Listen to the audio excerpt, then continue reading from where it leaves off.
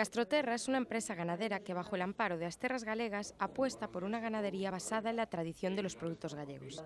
Y trabajan con el objetivo de ofrecer la mejor calidad, criando a sus porcos celtas en un entorno natural y en total libertad.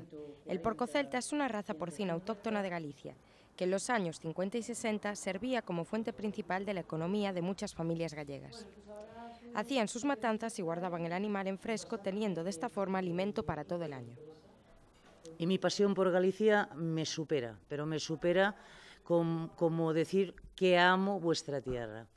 Entonces, como empresarios que somos, yo hacía muchos años que adoraba y quería tener una ganadería. Y me decían, pero tú, una ganadería tú, Silvia.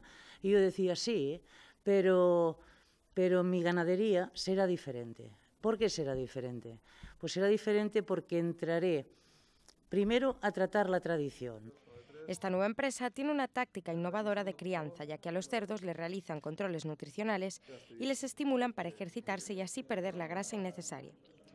De lo que trata esta nueva técnica es de no perder las costumbres de antaño. Ante la imposibilidad de cuidar a su propio cerdo, ellos lo crían y además ofrecen la posibilidad de seguir el proceso como si fueras el propio criador. Que yo quería lo típico y lo tradicional para llevarlo, primero, a nivel gastronómico a lo más alto.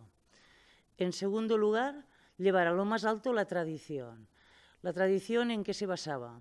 Pues bien, por ejemplo, en el medio rural, la gente se cría en sus animales, la gente hace sus matanzas, tienen su propio alimento, pero en la ciudad, cuando viajan y se exponen a las salidas, pues a las aldeitas o esto, lo admiran, pero claro, no tienen posibilidad de poder llegar a hacer lo mismo que hace el personaje de la vida rural.